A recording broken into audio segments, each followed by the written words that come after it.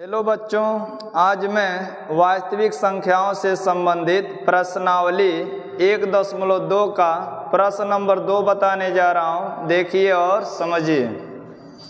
प्रश्न नंबर 2 है, सिद्ध कीजिए कि 3 धन 2 अंडर रूट 5 एक अपरिमेय संख्या है। तो सबसे पहले हम इसको एक परिमेय संख्या मान लेंगे। तो माना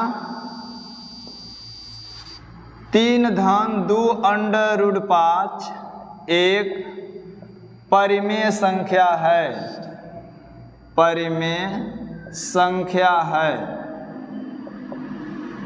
जब परिमेय संख्या है तो हम इसको लिख सकते हैं, अतः 3 धन 2 अंडर रूट 5 बराबर P बटा में Q और Q इज नॉट इक्वल 0। जब परिमेय संख्या मानेंगे तो P बटा Q के रूप में परिमेय संख्या मानी जाती है। अब क्या करेंगे कि इसमें हम अंडर रूट 5 का मान ज्ञात करेंगे। तो लिखेंगे 2 अंडर रूट 5 बराबर P बटा में Q। यहाँ +3 है तो इधर आएगा तो -3 हो जाएगा।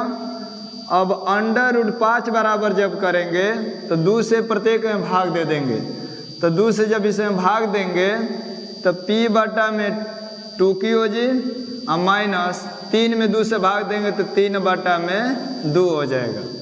2 से प्रत्येक में भाग दे देंगे तो इतना हो गया। अब लिखेंगे चूंकि P और Q पूर्णांक हैं, P और Q पूर्णांक हैं, अतः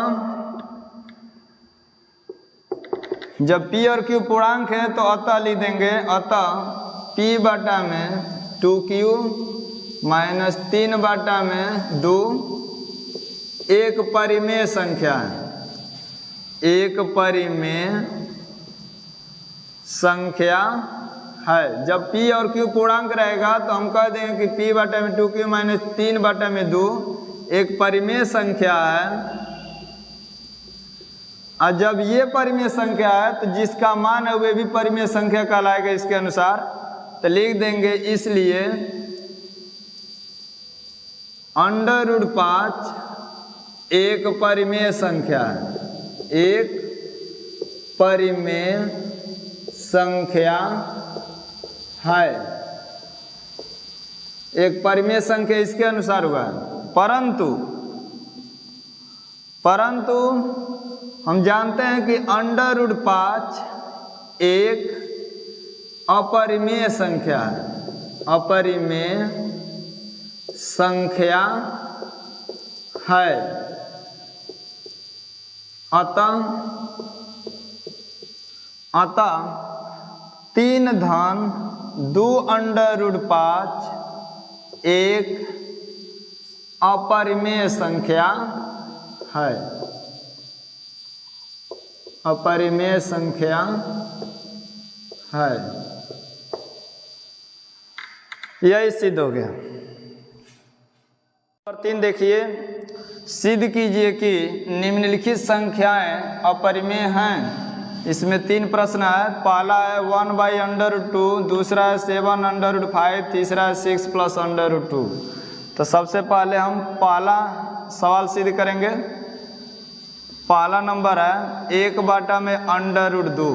तो इसको मान लिया जाएगा। पहले माना 1 बटा √2 एक परिमेय संख्या है। सबसे पहले हम दी गई संख्या को परिमेय संख्या मान लेंगे। तो लिखेंगे, माना 1 बटा √2 एक परिमेय संख्या है। और जब परिमेय संख्या इसको मानेंगे तो लिख देंगे, अतः 1 बटा √2 बराबर P बटा में Q, comma Q is not equal 0। अब इसमें क्या करेंगे कि √2 का मान निकालेंगे। तो देखिए, जब इसको पलटेंगे तो ये भी पलट जाएगा। तो 1 बटा √2 को पलट के हम लिख सकते हैं √2 बाटा में 1 लिखना जरूरी नहीं है, बराबर इसको पलटेंगे तो Q ऊपर चला जाएगा, P नीचे। जब ये पलटेगा तो ये भी पलट जाएगा। अब देखिए अंडर रूट 2 का मान हो गया क्यू बटा में पी, तो यहाँ लिखेंगे चूंकि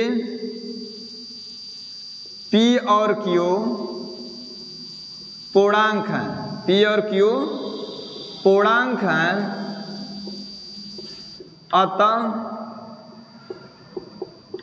अतः पी बटा क्यू बटा में पी, क्यू बटा में पी एक परिमेय संख्या है, एक परिमेय संख्या है। जब पूर्णांक है पी और क्यू तो पी क्यू बटा पी एक परिमेय संख्या है।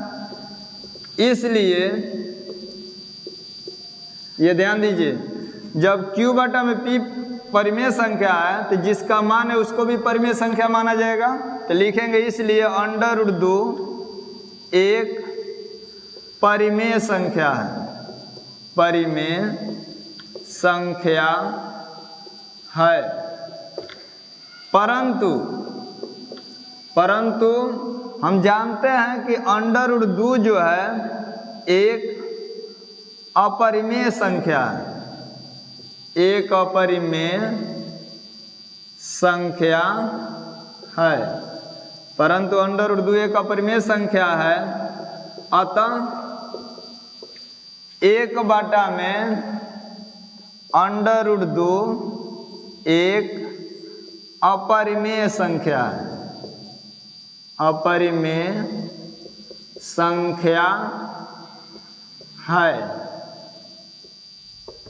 तो ये एक सिद्ध हो गया।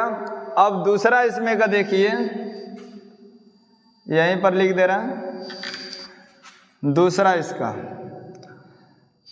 दूसरा है 7 अंडर रूट 5। तो सबसे पहले इसको भी मान लेंगे परिमेय संख्या, तो माना 7 अंडर रूट 5 एक परिमेय संख्या है, एक परिमेय संख्या है। अतः लिख देंगे 7 अंडर रूट 5 बराबर पी बटा में Q comma Q is not equal 0। जब परिमेय संख्या मानेंगे तो उसको पी बटा क्यू के रूप में दिखा देंगे। अब अंडर रूट 5 का मान निकालेंगे, तो अंडर रूट 5 बराबर करेंगे तो 7 से इधर भाग दे देंगे, तो हो जाएगा पी बटा में 7 क्यू। अंडर रूट 5 बराबर करेंगे तो इसका जो गुणांक है बराबर के आएगा तो बटा में हो जाएगा, तो पी बटा में 7 क्यू हो जाएगा। अब लिखेंगे चूंकि पी और क्यू पूर्णांक है, अतः पी बटा में 7 क्यू, जब ये पूर्णांक है पी और क्यू तो हम कह सकते हैं पी बटा में 7 क्यू एक परिमेय संख्या है, एक परिमेय संख्या है। और जब ये परिमेय संख्या है तो इसके अनुसार ये भी परिमेय संख्या हुआ, तो लिख देंगे इसलिए अंडर रूट 5 एक परिमेय संख्या है, परिमेय संख्या है। परंतु हम जानते हैं कि अंडर रूट 5 एक अपरिमेय संख्या है, अंडर रूट 5 एक अपरिमेय संख्या है। जब यह अपरिमेय संख्या है तो हम कह देंगे अतः 7 अंडर रूट 5 एक अपरिमेय संख्या है। यही सिद्ध हुआ।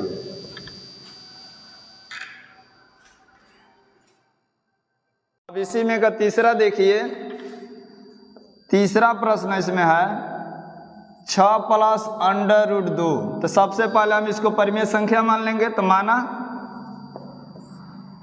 6 प्लस अंडर रूट 2 एक परिमेय संख्या है,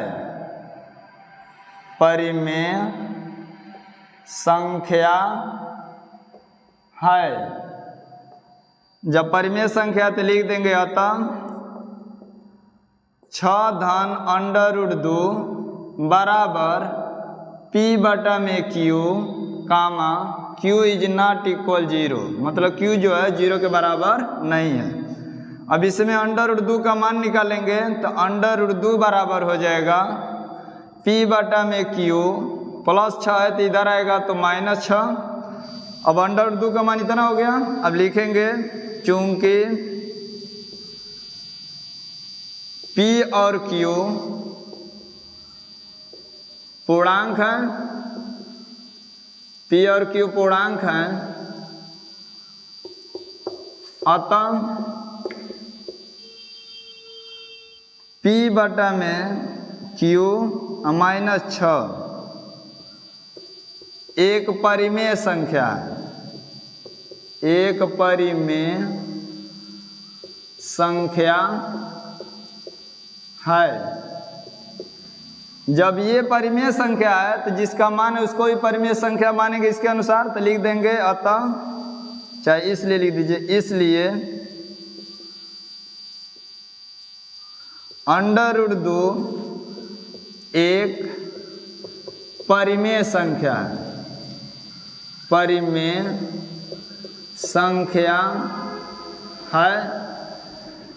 परंतु हम जानते हैं कि अंडर रूट 2 एक अपरिमेय संख्या है, अपरिमेय संख्या है। जब ये अपरिमेय संख्या है तो हम कह सकते हैं अतः 6 धन अंडर रूट 2 एक अपरिमेय संख्या है, अपरिमेय संख्या है। यही सिद्ध हुआ।